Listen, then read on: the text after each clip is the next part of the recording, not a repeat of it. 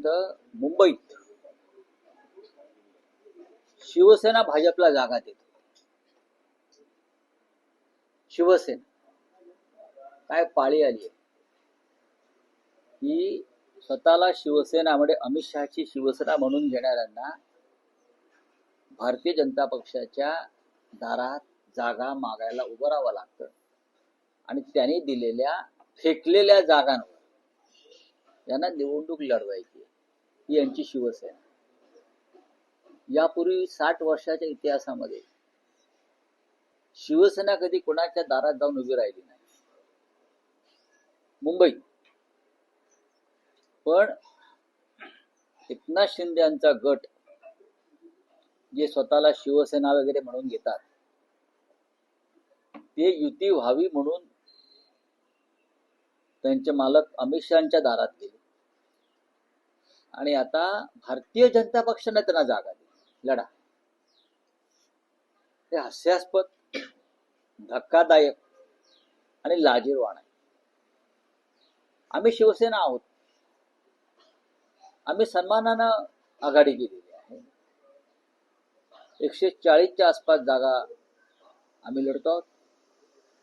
आतापर्यंत असं चित्र आहे. राजसाहेबांचा पक्ष मोठ्या प्रमाणात जागा लढतो आहे. राष्ट्रवादीला आम्ही जागा देतो. आता एकनाथ शिंदे यांची शिवसेना खरी जी भारतीय जनता पक्षाने दिलेल्या जागांवर लढते ही अजून कायचा विचार जनता नक्की करेल.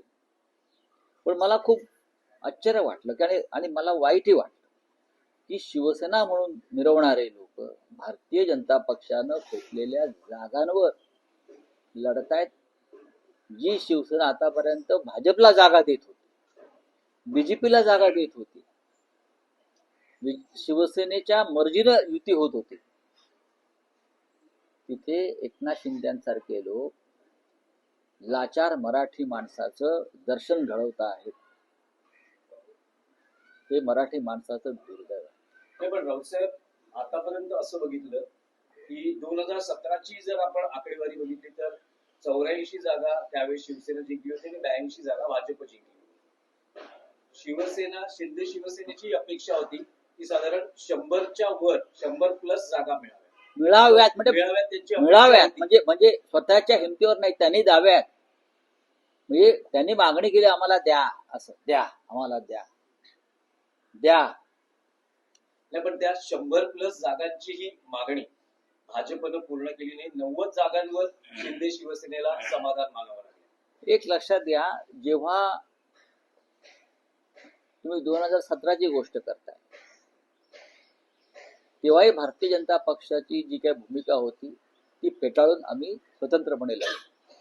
याला स्वाभिमान म्हणतात. जेव्हा भारतीय जनता पक्षाने अशा प्रकारच्या भूमिका घेतल्या आढळतट्टूपणाच्या, तेव्हा शिवसेना स्वाभिमानानं बाजूला होऊन स्वतःच्या बळावर लढली, पण लाचारी पत्करली नाही.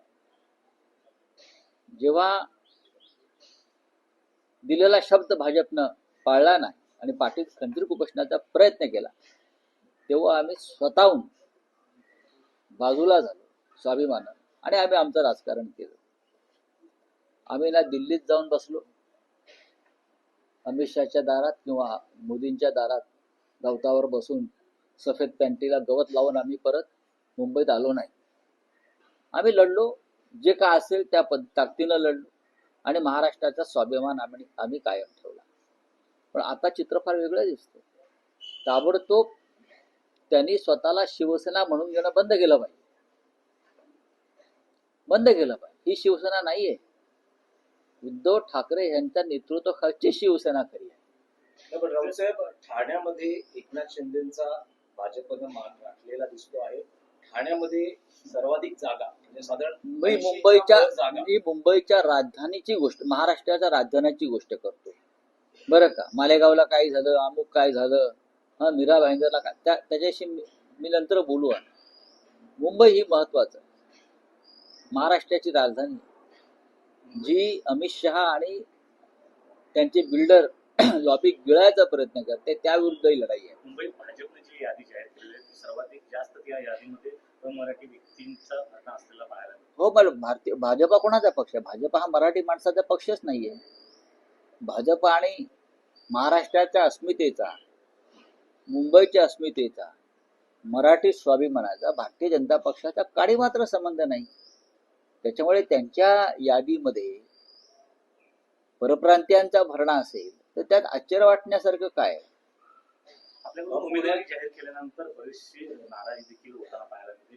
वरळीमध्ये थेट उद्धव ठाकरे यांना मध्यस्थी करावी लागली. तिथल्या नाराजांना बोलवून ते होत असतं ना, असं होत असते. एकापेक्षा जास्त इच्छुक असले काही ठिकाणी तर सर्वच पक्षांमध्ये ही अशा प्रकारचं वातावरण असतं. ते आता उद्या संध्याकाळपर्यंत पूर्णपणे निवळून जाईल. रावसाहेब, पुण्यात आणि पिंपरी चिंचवडमध्ये दोन्ही एनसीपी एकत्र आहेत. त्यांचं मी स्वागत करतो. या पलीकडे माझ्याकडे शब्द नाही. बऱ्याच नाही, ठिकाणी पण असं भाकीत वर्तवलं जात आहे की पुणे आणि पिंपरी चिंचवड दोन्ही एनसीपी एकत्र आहेत आणि महापालिका निकालानंतर महाराष्ट्राच्या राजकारणातही आणि देशाच्या राजकारणातही काही मोठे निर्णय दोन्ही एनसीपी मिळून घेऊ काय शकतात. मोठा निर्णय असू शकतो? काय मोठा निर्णय म्हणजे असा काय मोठा निर्णय असू शरद शकतो? पवारांनी एनडीए बरोबर जाणत नाही. हा मी मोठा निर्णय मानत नाही. शरद पवारांनी हा मी एनडीए मोठा निर्णय मानतच नाही आहे. आणि पवार साहेब असं करतील असं मला वाटत नाही. पवार साहेबांची विचारसरणी पुरोगामी विचारांचे ते नेते आहेत. त्यांनी जी पुरोगामी विचारधारा आहे, शाहू फुले आंबेडकर आणि जात्यंत शक्ती विरुद्ध जी लढाई महाराष्ट्रानं कायम केली, त्याचे सध्याचे शिलेदार आणि नेतृत्व शरद पवारांकडे आहे. आणि आम्ही त्यांच्याकडे त्या दृष्टीनं पाहतो. त्याच्यामुळे असा वेडावाकडा विचारधारेविरुद्ध जाण्याचा निर्णय ते घेतील असं आम्हाला वाटत नाही त्यांच्या चाहत्यांना. पण राजकीय वर्तुळात अशी चर्चा आहे की यासाठी उद्योगपती गौतम अदानी मध्यस्थी करतायत. गौतम अदानी म्हणजे महात्मा फुले नाहीये, बरं का, किंवा संत गाडगे महाराज नाहीये. शरद पवारांच्या सगळ्याच उद्योगपतींशी संबंध आहे प्रेमाचे, त्यातले एक अडाणी. हो गया, चलो. कल बीजेपी ने बीएमसी चुनाव के लिए शिवसेना का ऐलान किया है, जिसमें 137 जगह पे बीजेपी चुनाव लड़ रही है, वही शिवसेना 90 जगह पे चुनाव लड़ रही है. इस फैसले को कैसे एक समय अभी तक ऐसा होता था मुंबई और महाराष्ट्र में कि शिवसेना हमेशा बड़ा भाई रहा और शिवसेना बीजेपी को सीटें देती थी मुंबई में. लेकिन ये पहली बार हुआ है. अमित शाह की जो शिवसेना है, मैं अमित शाह जी की शिवसेना मानता हूं, उनको बीजेपी से सामने गिड़गिड़ा कर सीटें मांगनी पड़ रही है. ये शिवसेना नहीं है, उसे हम शिवसेना नहीं मानते. जो बीजेपी के सामने घुटने पर है कि हमें कुछ सीटें दीजिए, ऐसा शिवसेना के इतिहास में कभी हुआ नहीं. ये इसलिए हुआ है, बीजेपी के साथ जो शिवसेना है वो नकली है, वो अमित शाह की शिवसेना है, इसलिए हो रहा है. जब जब भारतीय जनता पक्षाने कोई ऐसी भूमिका ली है संघर्ष की, तो हमने उनको छोड़ दिया है, क्योंकि हम शिवसेना है. हम अकेले चुनाव में सामने गए, चाहे बीएमसी हो चाहे महाराष्ट्र का चुनाव, हमने अकेले चुनाव लड़ा, लेकिन बीजेपी के सामने कभी घुटने नहीं टेके. ये स्वाभिमान की बात है महाराष्ट्र. वही शिवसेना जिस प्रकार से दावा कर रही थी वो लगभग 100 सीट के ऊपर चुनाव लड़ेगी, लेकिन कहीं ना कहीं 90 सीट पे लाके शिवसेना को बांध दिया बीजेपी ने. कहीं ना कहीं बीजेपी के दबाव में शिवसेना काम कर रही है. ये रंडवे लोग हैं जो शिवसेना मानते हैं ना, ये असली शिवसेना नहीं है, ये भारतीय जनता पार्टी के रंडवे है. इसलिए तो ये घुटने टेक रहे हैं ना, और क्या है. चलिए. एक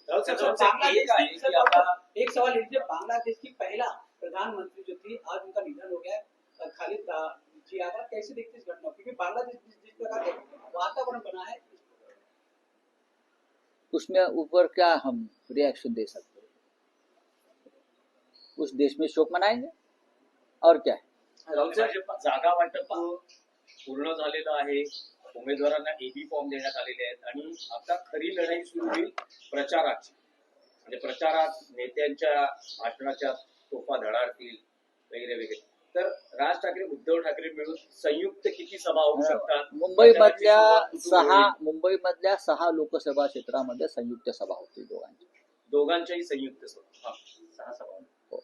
याशिवाय ठाण्यात होती, कल्याण डोंबिवलीत होती. त्या संदर्भातलं नियोजन सुरू आहे. धन्यवाद. एक सवाल जिस प्रकार से प्रचार चुनाव शुरू होगा, बीजेपी ने लगभग कई बड़े नेताओं का चुनाव प्रचार इस बार कैबिनेट में, जैसे प्रधानमंत्री अमित शक्यता, शाह, यहाँ तक योगी पंतप्रधान येऊ आदित्यनाथ, शकतात. कई बड़े बड़े लोगों का नाम, कैसे देखते इस प्रचार सभा को? क्या जरूरत है मुंबई में मोदी जी को आने की? या यहाँ की बीजेपी, यहाँ के मुख्यमंत्री सक्षम नहीं है प्रचार के लिए? योगी आदित्यनाथ क्यों आ रहे हैं? क्या संबंध है? और भी राज्य के मुख्यमंत्री आएंगे। यहाँ आप माहौल खराब करना चाहते हैं। आज किसी ने कहा है कि मुंबई में सिर्फ जय श्री राम का नारा चलेगा। हम मानते हैं मुंबई में जय महाराष्ट्र का नारा चलेगा। यहाँ नारा चलेगा तो जय महाराष्ट्र, जय भवानी, जय शिवाजी, ये नारा मुंबई में चलेगा। समझा? ये योगी आदित्यनाथ वगैरह वगैरह लोगों को लाकर आप अपनी कमजोरी दिखा रहे हो। आपके पास ताकत नहीं। आप हर प्रांत के मुख्यमंत्री को लाकर या मंत्रियों को लाकर यहाँ चुनाव लड़ना चाहते हैं। हम हमारे ताकद पर लड़ेंगे। राव साहेब, मराठी प्रश्न आहे की महापालिका निवडणुकांच्या प्रचारासाठी शक्यता आहे की देशाचे पंतप्रधान नरेंद्र मोदी यांचीही मुंबईत सभा होऊ शकते, अशी शक्यता व्यक्त केली नाही, ते पुतीनलाही आणू शकतात. त्या पुतीनला त्याने अलीकडेच मिठी मारलेली आहे. ते पुतीनला सुद्धा आणू शकतात. ट्रम्पला विनंती करू शकतात. या जागतिक पक्ष आहे ना हा. का तुमच्यात ताकद नाही का निवडणुका लढण्याची? तुम्ही मुंबई भाजपचे अध्यक्ष आहात, तुम्ही राज्याचे मुख्यमंत्री आहात. तुम्हाला योगी आदित्यनाथ कशा करता? तुम्हाला इतर राज्याचे मुख्यमंत्री ते कशा करता हवेत? वातावरण बिघडवायला कशा करता? कोणीच नको इथे. ही निवडणूक आमच्या महाराष्ट्राची, मुंबईत आम्ही लढू ना सगळे मिळून. कोणीतरी आज सांगितलंय की मुंबईत जय श्रीरामचे नारे. काय संबंध आहे? जय श्रीराम आमचे आदर्श आहे, पण मुंबईमध्ये नारा चालेल जय महाराष्ट्र. मुंबईमध्ये नारा गुंजेल जय भवानी, जय शिवाजी. याच्यापेक्षा मोठा नारा मुंबईत असू शकत नाही. भाजप राव साहेब,